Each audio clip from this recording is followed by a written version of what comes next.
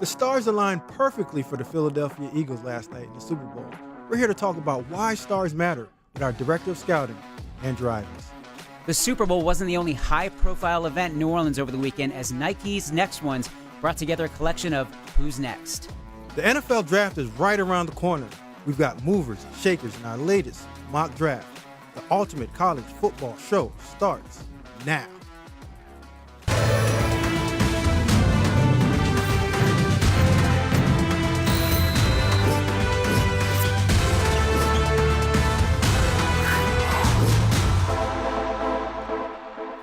Welcome to the Ultimate College Football Show. I am Tom Loy alongside Smoke Dixon. Smoke, how you doing, my man? Man, I'm doing outstanding. Glad to have you here. Glad to be seeing all you guys out there. But let's get right into the water cooler talk. As you saw last night, the Philadelphia Eagles defeated the Kansas City Chiefs 40-22 to win the Super Bowl. Obviously, there's a ton of talent all over the place, but one conference in particular, the SEC, absolutely dominated. Well, Tom, you know what? Just like the game last night, the SEC's been doing a good job of just putting out talent in the NFL. And yeah, they're dominating now. And when you look at it, this is the yesteryears of Nick Saban and the Kirby Smarts and the LSU players that are currently in the NFL. But as we look at it, there's a new wave. The Big Ten is saying, listen, we won back-to-back national championships, and we're putting out product out there that's going to represent us well in terms of the next movement. So that graphic might change in the next couple of years to more Big Ten than SEC. We've also got some coaching movement to talk about. Penn State running backs coach Deion Sanders is on the move, headed to South Bend to work for head coach Marcus Freeman. He's the new running back coach at Notre Dame. What do you think about the hire? Great hire. Huge loss for Penn State. Yeah. Being on the recruiting trail, you know one of the things that this guy's going to do is he's going to reel him in, develop him, and get him going. So when you lose this guy, you know, I go back into my old days when I was a coach, and I'm thinking about it. What makes a guy like that want to move on from a team that was one play away from playing the national championship game? And the thing that I always think about for myself is your ability to develop as a coach. He's been a running back coach. Don't know if he ever want to be a play caller, a coordinator. And he's been stepped over a couple of times. So moving on to Notre Dame might give him that opportunity to now develop himself into a play caller, OC, and eventually becoming a head coach one of these days. I love that take. I think it's the right career move for him.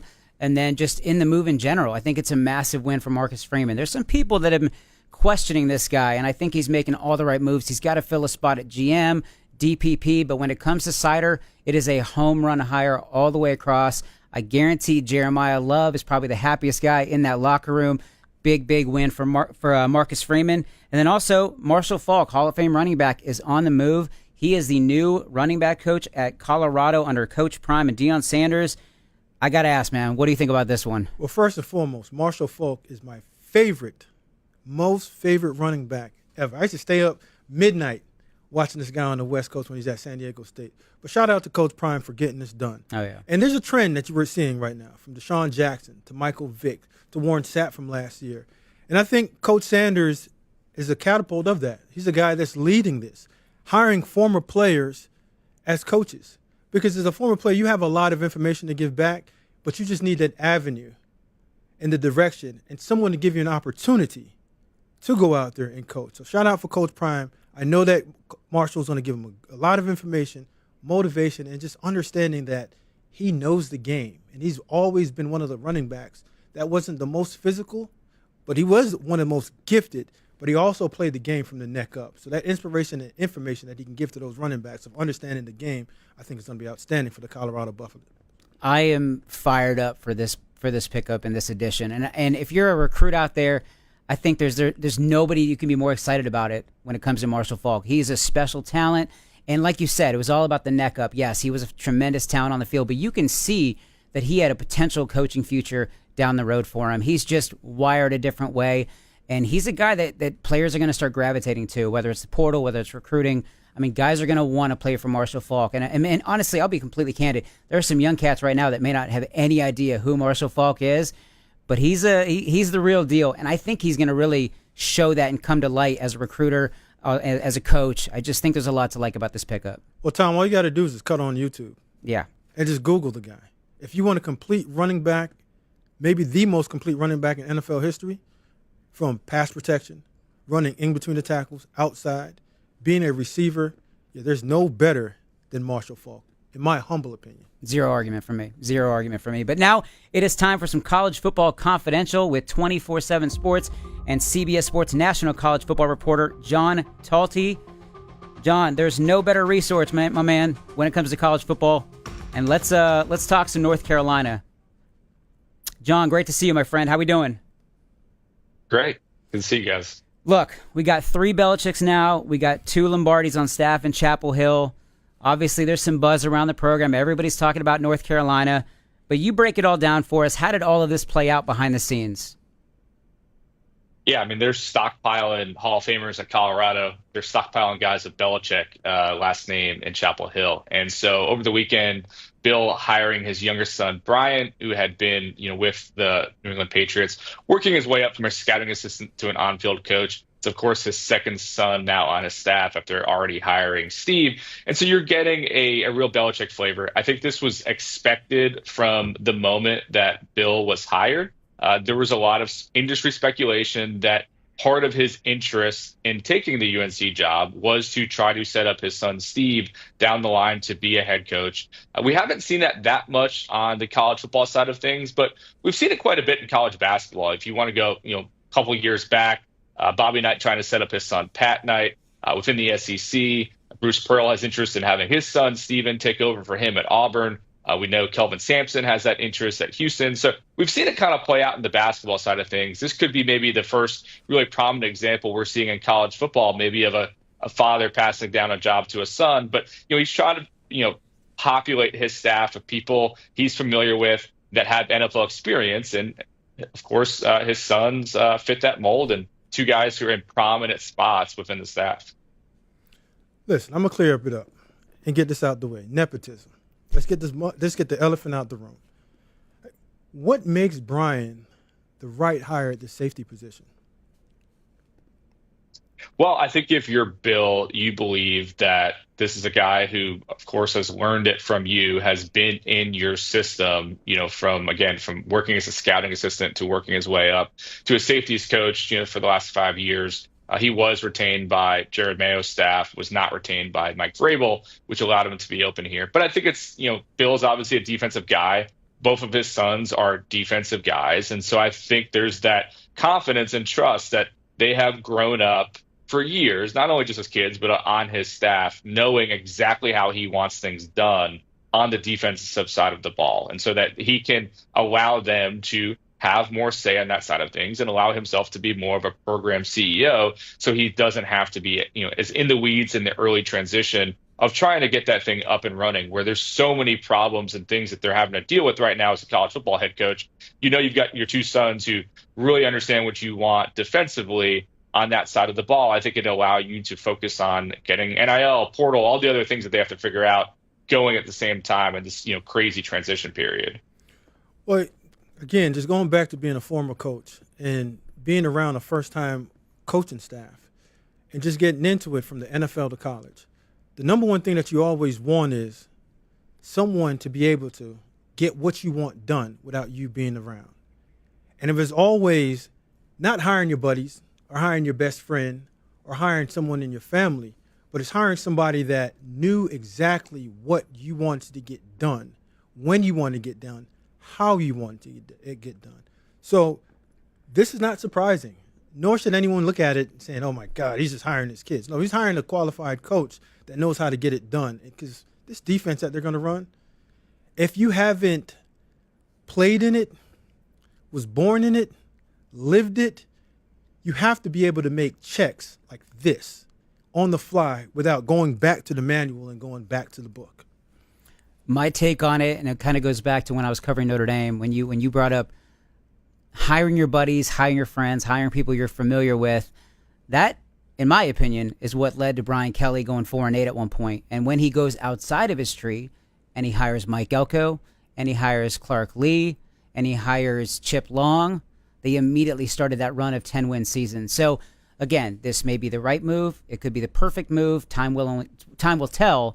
But I do think that these moves, I think people are allowed to be a little skeptical with them.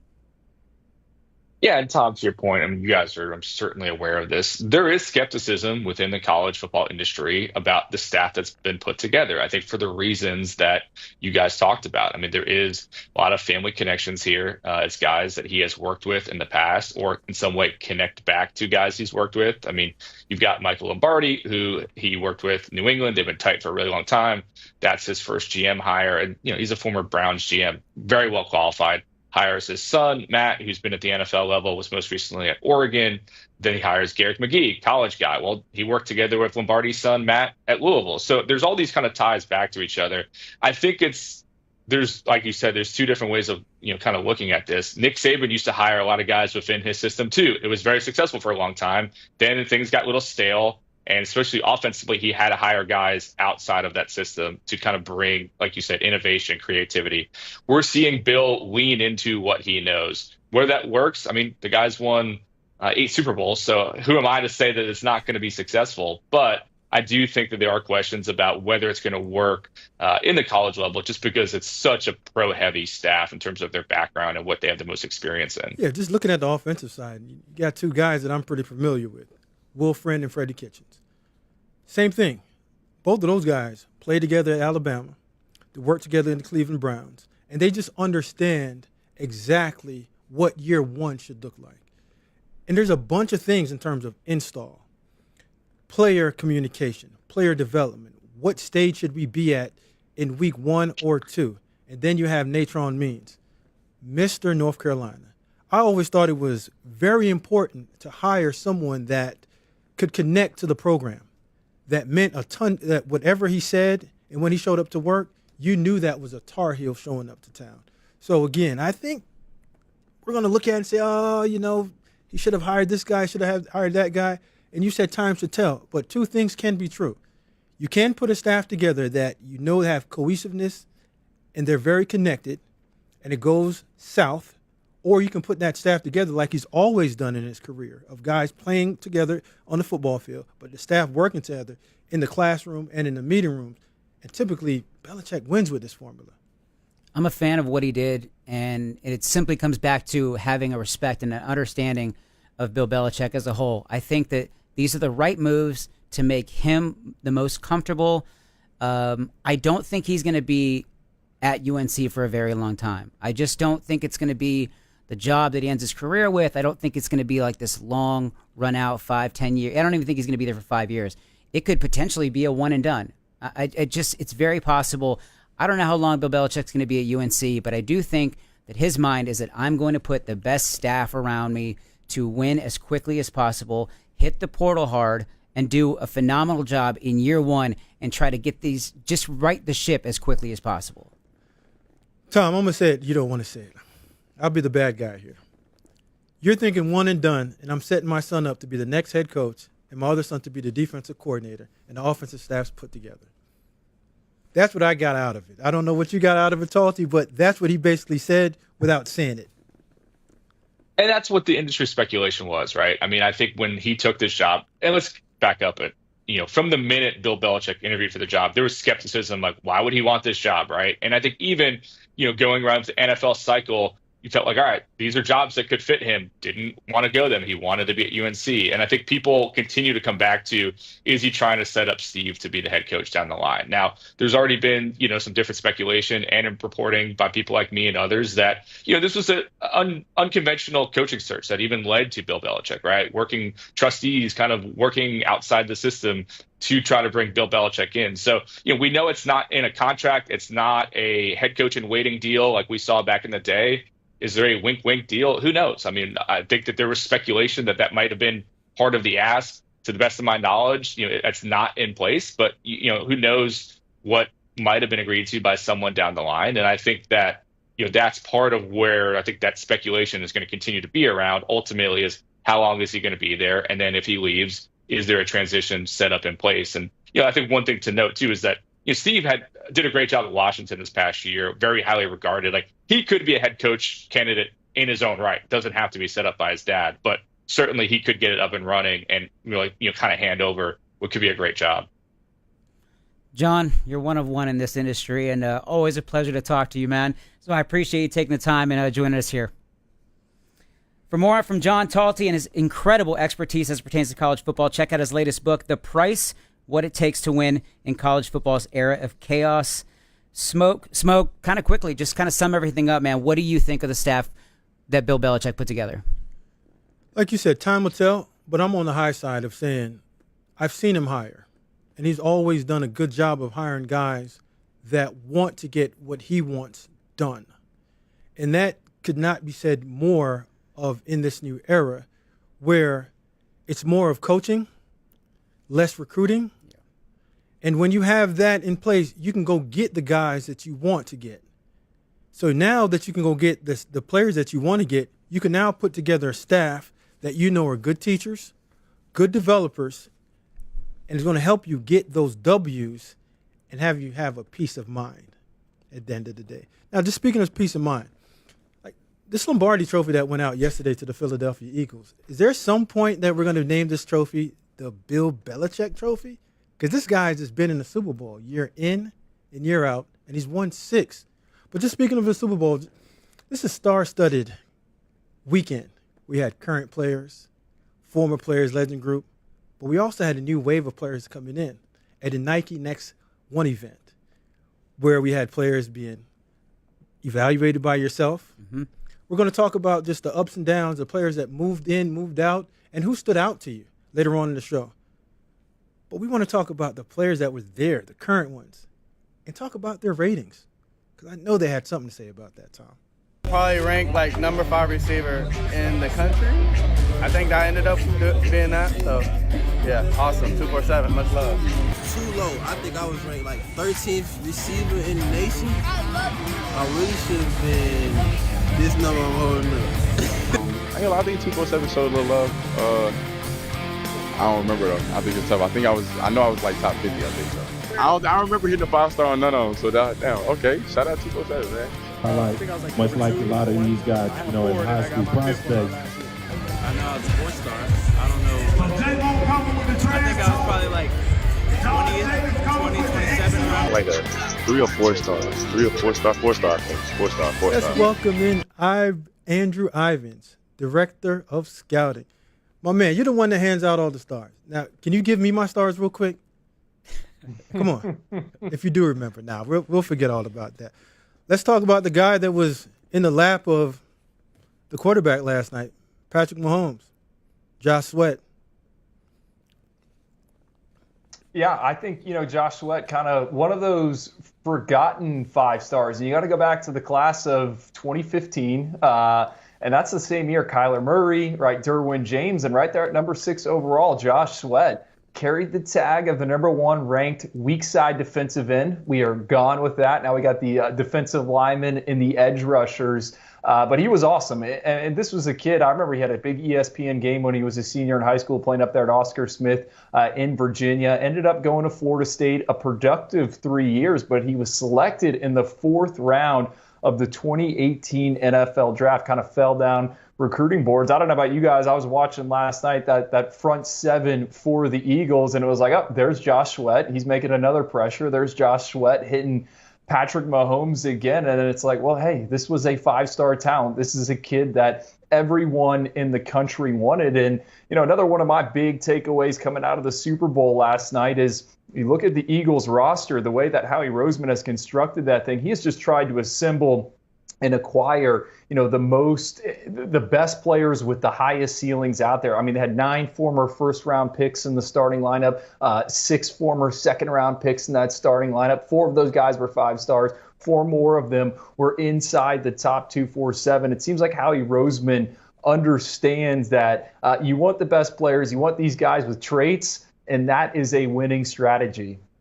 It was incredible what they were doing, the Eagles' defensive line. I mean, every other play, they were in the backfield of Patrick Mahomes and the rest of the guys there with the Chiefs. But incredible performance by that defensive line led by Josh Sweat, like you mentioned. But the guy I want to bring up is wide receiver Devontae Smith. And I know you, of all people, have a crazy story from back when he was working out. Well, Tom, Smoke, you guys know this, right? We're in this era where the big-time recruits, they really don't want to work out. Once they're kind of approaching that senior season, a lot of guys shut it down. Hey, they got their stars. They've made it. I'm just ready to get to college and then eventually NFL. So back in 2016, my first year at 24/7 Sports, I remember my assignment, cover Mark Richt's inaugural Paradise Camp at the University of Miami. Had a bunch of former greats there on hand, and that thing was absolutely loaded. I think I was just counting it up, like a dozen future NFLers worked out. So you had Jerry Jeudy doing one-on-ones. You had James Cook doing one-on-ones. And Devontae Smith, he was there, but he wasn't planning to work out. And I remember I was standing right next to him. Next thing you know, Mark Richt walks by and says something, and then all those South Florida DBs start chirping Devontae Smith. Well, I don't know where he found the cleats, but he laced them up. He went out there, and he absolutely dominated one-on-ones alongside Jerry Jeudy, alongside Mark Pope. If you know about Mark Pope. It was just an awesome night. And what really stood out to me about Devontae Smith, aside from that competitive drive, right, when he was initially planning to shut it down, is he was just an elite route runner. The same questions that everyone had when he was coming out kind of after that Heisman Trophy campaign. Hey, is the frame going to hold up? That's what we had in high school. He finished as a 5-star. And, man, I think we can put those to bed. This guy's the real deal. Speaking of DBs, I'm a DB myself. I missed a pick 6 last night, Cooper DeJean. Now, when you look at him, you understand that this is a football player. I mean, he can do it inside. He can do it outside. Punt return with ball skills. When you first evaluated him, what was your first initial thoughts just walking away? Well, I got to get a lot of credit here to the former 24/7 Sports Director of Scouting, Barton Simmons. Cooper DeJean was one of his guys, participated in the All-American Bowl. He actually finished, I think this is going to surprise a lot of people, as the number 8 ranked safety, number 149 overall player in the 2021 recruiting cycle. I'm sure we could go back to 2020 when that ranking finalized. I'm sure there's a lot of fan bases not happy that the kid out of Ida Grove, Iowa, was ranked ahead of their favorite commit. Well, Barton Simmons and the rest of the 24/7 Sports Scouting Department looked pretty good last night. And Barton put it best. You go on 24/7 Sports, pull up that Cooper DeJean profile. Cooper is best kid on the playground type of player. I mean, this is a 3-phase contributor. He went 25-0 as his team's starting quarterback the last 2 years of high school. 4-sport athlete, won state titles in the long jump, 100-meter dash, also scored over 1,800 career points on the basketball court. Plenty of videos circulating today of him dunking out there. And, he might be a kid from a small town, but he's a box checker. And now at 24/7 Sports, this is exactly what we are looking for. I think Coy Parrish, the Minnesota Star safety, is a prime example of Cooper DeJean kind of opening the door. Another kid from rural America, decorated multi-sport athlete. I fought to get Coy Parrish into the All-American Bowl. Everyone was like, who is this kid? First few days he struggles in practice. Well, he ended up being named MVP of the game. Then he had an all Big Ten type of campaign. So these are the guys we're looking for. Box checkers out there. It doesn't matter where they live. Barton's famous saying with Cooper DeJean, hey, a basketball hoop is 10 feet tall in Iowa, it's 10 feet tall in South Florida, it's 10 feet tall in Texas, and it's 10 feet tall out in California. And guys, I'll say this, Cooper DeJean, he's got a younger brother, Jax DeJean, our number 1 ranked player in Iowa for the 2027 cycle. Yeah, I was going to bring up Jax if you didn't, because there's nobody higher on that kid and one of the top underclassmen of the country than you are. So Cooper's may have been, Barton's guy, but Jax is yours, no question about it. But the position and the guy I want to bring up to you is Jalen Hurts, the quarterback position. Can run it, can throw it. And honestly, Patrick Mahomes can, and I think he even showed last night how well of a runner he is. But when you're looking at quarterbacks, and I love the fact that you and I see eye to eye on the quarterback position so often because I have great respect of what you do and how you go about it. But what do you look for when you're evaluating the quarterback position? Well, Tom, I think legs are an X factor these days. It's so important. I mean, we just talked about the Philadelphia Eagles pass rush. These front sevens have just gotten so good that quarterbacks must be able to create and buy themselves chances. That doesn't mean you have to be a true, quote unquote, dual threat type of quarterback, but hey, you got to be able to get out of some sacks, extend plays, and hunt those big gains, hunt those touchdowns. And I think if you look at our 2025 rankings, which just came out, right, those are the ones that finalized. We had 16 quarterbacks inside the top 247. Only 3 of them rushed for less than 500 yards in high school over the span of their 3 or 4 year career. On the flip side, we had 3 quarterbacks that rushed for over 1,000 yards. So I think with where football is right now, if you're a quarterback, you got to be able to just kind of move around. And yeah, if you can, supplement with some designed runs and help carry that run game, that's certainly a plus. I mean, this isn't just the Super Bowl, right? Think back to the national title game a few weeks ago. You had Will Howard.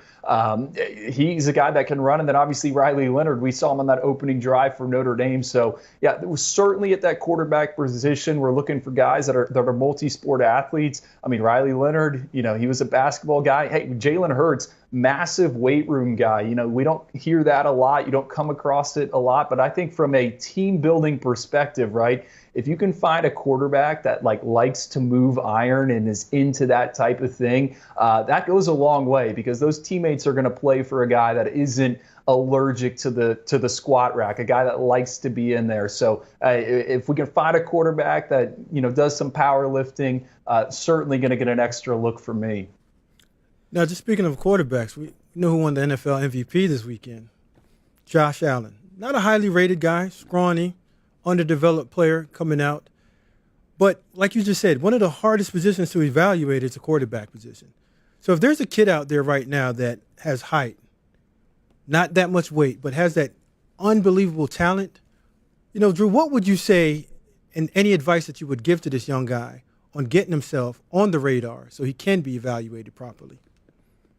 Well, Smoke, I think, Josh is a prime example of what makes the evaluation process, whether it's the high school rankings or the NFL draft, kind of fun. I mean, we all know the story. Was at junior college, emailing everyone looking for a scholarship. Wyoming gives him that chance. I just think with where we are right now in the information gathering age, the ability to slip through the cracks is shrinking, but it still happens. And I think the biggest thing is just putting yourself out there and just being seen by someone, because you just need one chance, one opportunity, and that can really open up the floodgates. I also think, unlike Josh Allen, we just saw the clips of him there playing in Wyoming. I mean, if Josh Allen was a rising senior now in college, where would he finish his current collegiate career with the transfer portal and all the rules that are in place? Because, yeah, we know that the Power 4 schools are kind of mining the Group of 5 seasons, using the PFF, going through all the box scores and everything like that. But I know there's some college football playoff contenders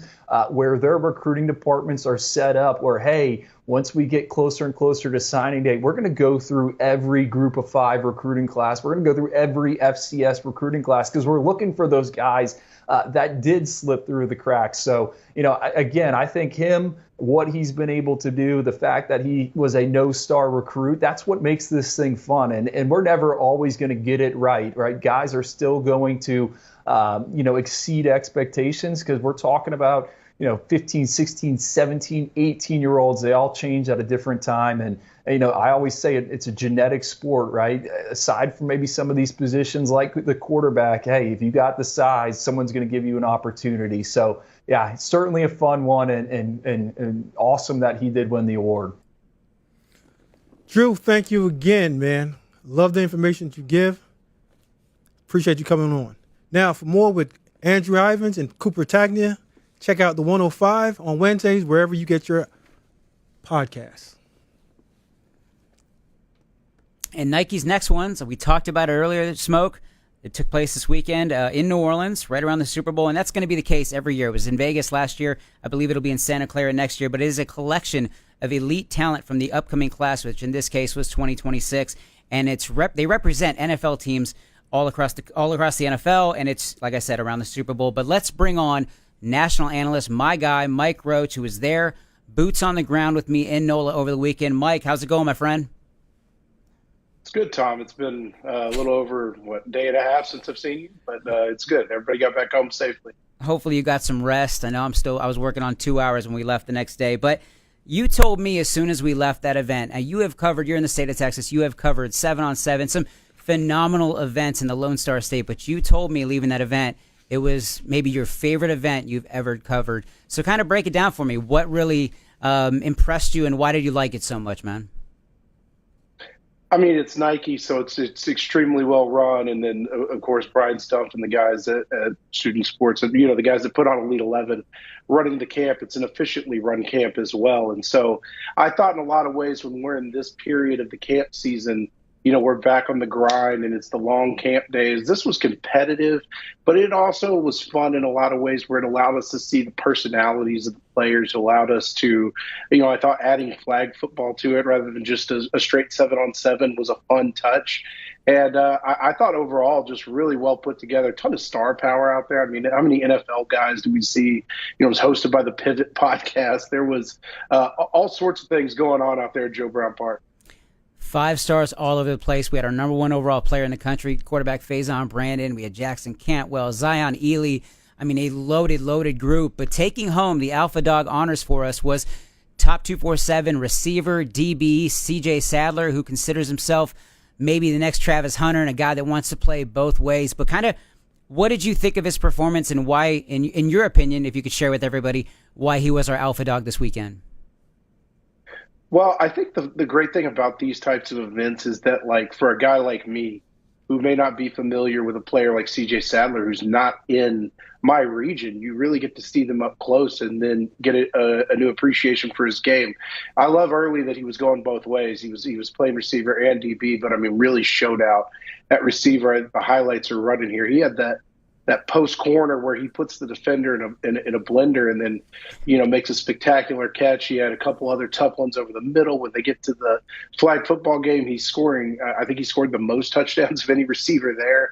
Was just a guy that was electric from the moment he stepped on the field. I thought he really had like that alpha type of energy. Like, yeah, there's Faison Brandon's here and Emmanuel Iheanacho's here and all these guys, but I'm going to be the best guy on the field. And, candidly, Tom, I mean, the process going into the flag football portion, we had another name in mind for the alpha. And I think halfway through, I texted you from across the field and said, CJ Sadler alpha. And you said, I was just texting you the same thing. So I think he impressed both of us during that portion. Yeah, that was pretty funny, man. I'm sitting there walking across the field and you basically hold up your phone, check your phone. And it was for the same exact reason. But kind of looking at the quarterback position, I think that's the big seller, right? Everybody wants to know how the quarterbacks did. And you had Tennessee commit Faison Brandon. You had Houston commit Keyshawn Henderson. Oregon commit, for now, Jonas Williams. So a really strong group. Ryder Lyons as well. And Texas commit Dia Bell. But from that group, in your opinion, who really popped for you? It's my first time seeing Ryder Lyons as well. And, I told you meeting him and just kind of getting to be around him personally. I love the personality, love the competitor he is, but really showed off, a lot of high-end tools to go along with that magnetic personality. I thought the funniest part was that, the NFC team, the guys representing the NFC teams were overloaded at quarterback. And so a lot of those guys had to play receiver. They were running triple passes during the flag football portion. And Ryder showed off some serious athleticism. I think he caught a couple passes downfield, was able to escape, and not a surprise with what you've seen on film. I think he's kind of the perfect mix in a quarterback of blends the physical talent, but kind of has the, as the kids would say, aura to go along with it. And then, of course, Keyshawn Henderson, a favorite of your and mine. I got to show some love to my guy in the state of Texas. I just love that Keyshawn competes everywhere he goes. I mean, he's his setting is not these camp settings for quarterback. He can't do as much with his feet, but he gets there, he competes, and he always seems to shine in multiple phases. We saw it at the All-American Bowl. He was really good in the individual stuff, had a good day in the accuracy challenge, and then made some plays in the flag football setting as well. I think probably the most impressive of the night was after the event ended and the quarterbacks decided to have an unofficial long toss tournament, and Keyshawn tapped everybody out with his 75-yard throw. I mean, obviously, arms were a little fatigued after the evening, but he's got such a loose action in his arm, it looked like he was barely putting anything into it. I left that right there when they did the long toss thinking that Keyshawn has the strongest, in terms of distance, strongest arm in the country. I could not believe how close he got to 80 yards, and it wouldn't shock me if he could hit it. But We just had Director of Scouting Andrew Ivins on there, and I know, like himself and you guys love the trenches, O-line, D-line guys. It's just the way you guys are focused when we go to these events, and you gladly took O-line, D-line, the matchup. So kind of break it down. Who really popped and who stood out for you when you're talking O-line and D-line? The O-line group, and we named Emmanuel Iheanacho, the 5-star from Maryland, as our top O-line there. But it was a really tight race, I think, especially between Iheanacho and Jackson Cantwell, which, oddly enough, that's the number 1 and 2 guys in the country at the position. So a fun little battle developing there at the offensive tackle position. But I thought Iheanacho was the guy that probably during his one-on-ones did it with more physicality, more dominance. Cantwell was extremely clean with his technique, one more clean, used his leg better. Both of those guys, 5 stars for a reason. Both have every school in the country after them for a reason. But the guy I really came away with, impressed with, was Andrew Trout, a Minnesota commit, who I think is a perfect fit for Minnesota. And he's a guy that grew up there in the Minneapolis area, has been a Gopher fan his whole life. And I think that when you can find kids like that with the skill set like him, I mean, he looks like a Big Ten tackle already, little room to grow. Once he adds that strength, I think he's going to be a cornerstone for that offensive line. Mike, I appreciate you, man. I thought we crushed it for the 48 hours or so that we were there, but I appreciate you always. As always, you do a phenomenal job. But 247sports.com, you can get all your coverage from the experts like Mike Roach at 247sports.com. We also have promos and offers, so be sure to head to your local team site and join today. But you know what, Smoke? There was another guy that was at this event, Deion Sanders. He was there hanging out, talking to the kids, kind of chopping it up with everybody, talking to the fans. He's a future first-round pick, no question about it, and there's no better person to talk about Deion Sanders for us than NFL draft expert, CBS Sports NFL draft expert, Ryan Wilson. Ryan, thank you so much for being here, my friend. Hey, good afternoon, guys. How's it going? It's officially mock draft season, I suppose, now that the NFL season's in the books. And that's exactly why you're here. It's your time to shine. But you just released your latest mock draft, and share with everybody a little bit behind the curtain, a little bit. Peel it back. What goes into your development for that initial mock draft, and then obviously the ones after it? Yeah, so the mock draft is basically a 365 animal, and things don't start getting real until right about now. The All-Star games are behind us, the Shrine Bowl, the Senior Bowl were last week, and the season's over, the Combine's 2 weeks away, and then once you have an opportunity to see where teams are, talk to some sources and get a sense for what they're thinking, this thing will start to take shape. But you guys know as well as I do, whether you're covering college, even high school to the NFL, you know who the good players are come Saturdays because you watch them every week in the fall, and you get a sense for who's having a good season and who isn't. There's a reason Carson Beck came back. But Cam Ward did nothing but help himself by transferring and playing the way he did. Deion Sanders proved 2 years at Colorado how tough he is and how he can go from FCS and make the jump to FBS and make it look pretty smooth. And then all the other guys, whether it's offensive line or defensive line, secondary, running backs, wide receivers, they proved themselves as well. And that's what makes this so exciting. It's so exciting, in fact, that, in case you didn't know, 73 days until the actual NFL draft on April 24th. Well, as a general manager, even a mock draft, you're playing general manager. We know there's a new general manager right now with the Tennessee Titans. Now, if you put your hat on, there's different scenarios that you can play. You can trade down, accrue more picks, or if you want to go out and get that franchise quarterback, you can say, well, Cam Ward is the guy. But it's been rumblings that neither one of these guys are for sure franchise-level players. And if you cut the TV on last night and watched the Super Bowl, we saw Patrick Mahomes just running for his life just because of the Eagles invested in their front four. So if you're the new general manager for the Tennessee Titans, take away the quarterback scenario, what direction would you go in other than taking the quarterback? Yeah, no, that's a great point because Patrick Mahomes is a franchise quarterback, no doubt about it. Jalen Hurts went in the second round, and there was no one really talking up Jalen Hurts. In fact, Eagles fans were going, why are we taking Jalen Hurts? We got Carson Wentz when that happened. It turns out Howie Roseman knows what he's doing. But if you're in Tennessee, first-year GM, second-year head coach, neither of whom is tied to Will Levis. He got there. He was there before they arrived. You can't win without a quarterback. Now, offensive line could be a need there, but they've drafted 2 guys the last 2 years in the first round, and they're good players, J.C. Latham and Peter Skoronski. But at some point, you got to get a quarterback. And to your other point, Cam Ward and Deion Sanders, if they were in last year's draft class, probably no better than QB4, best case scenario, especially given the way those young men played as rookies in the NFL. And I think you have to take that into the calculus as well when you're doing the who you're going to draft and where you're going to draft them. But I'm of the opinion you're not winning without a quarterback. You can have 21 Hall of Famers on your roster. You ain't winning playoff games without a quarterback. So I'm leaning very heavily towards Cam Ward here because you have to have the centerpiece to build the rest of that team around. Now, you could take a Travis Hunter and feel great about it, but that means you're still going to be at least a year away because you got to get that franchise QB. Yeah, and I agree with you. You can't win without a franchise-level quarterback, and I use that word, franchise-level quarterback. I believe both of these guys are good win-with quarterbacks. You're not winning because of these two. And when you look at it, Abdul Carter, in my opinion, is an elite edge rusher. And whenever we sat in the draft room, we always talked about players. We always wanted to get the first-round pick right. A guy that you just pencil in, leave alone, and you know for 10 years he's going to give you additive production and create opportunities for other players. So, yes, the quarterbacks is the key to your franchise. If you don't have one, you don't have a chance. But if you don't have the one, you're going to be spending a lot of money on that guy, just like you see what they're happening with Kirk Cousins for his entire career. He was just good enough, but he wasn't a franchise guy. No, I agree. That's a fantastic point. And by the way, Abdul Carter, you ain't getting fired if you draft Abdul Carter. That's like drafting Myles Garrett. You can feel pretty good about that for sure. You will get fired if you draft the wrong QB. 100%. Mason Graham's another guy that you could take and feel pretty good about out of Michigan. So that's a great thing about our position in the media.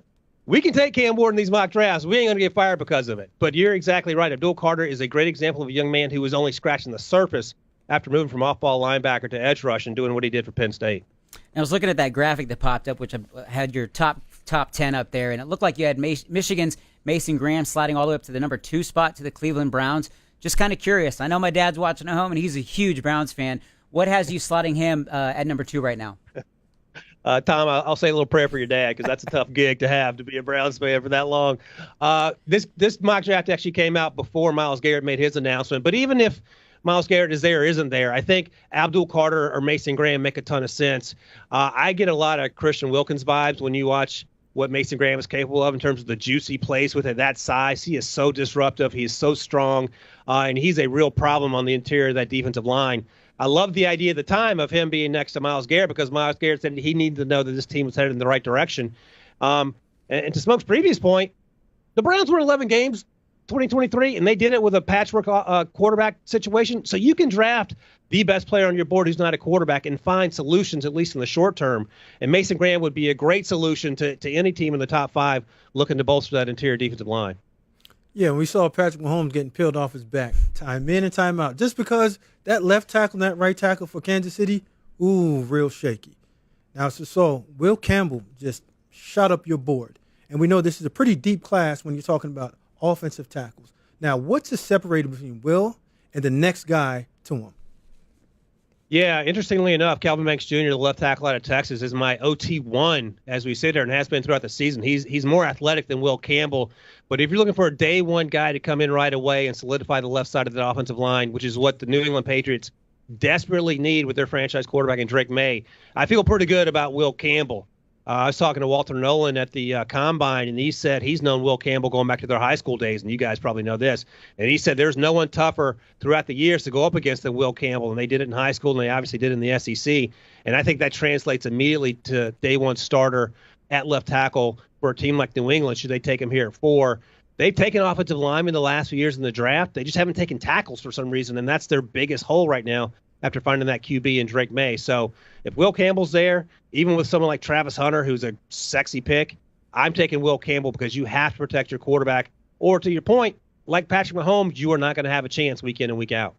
We saw you got your top 10 set there. Obviously, plenty of moving and shaking still to come. We got pro days. We got the combine. Give me a guy outside the top 10 if you can. Who's somebody to watch that could potentially skyrocket up and be a guy we're talking about in this top 10? Yeah, there are going to be so many guys that test well in the combine in a few weeks. And one of the guys I love watching in the fall, and we weren't talking a lot about him in the summer.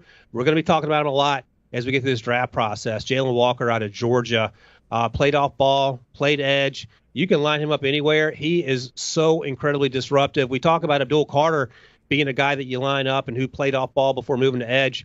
Jalen Walker was doing it all in every game at every position that Kirby wanted him to play at, and he was dominant for most of those snaps. Such an incredibly fun player. We came into the season talking a lot about Michael Williams, the edge rusher, who battled injury but did have a good season when he was healthy. Jalen Walker was the best defender on that field, not named Malachi Starks, and especially among the front seven, he's shown week in and week out. And I love the idea of him finding his way into the top 10 and being that versatile playmaker that you can line up off the ball, that you can line up at the 9 technique, and he's going to get after it play after play. Ryan Wilson, the NFL draft expert. I appreciate your time as always, my friend. Thank you, guys. For more from Ryan and the First Pick podcast, be sure to check it out wherever you listen to your podcast. You can even click on that QR code.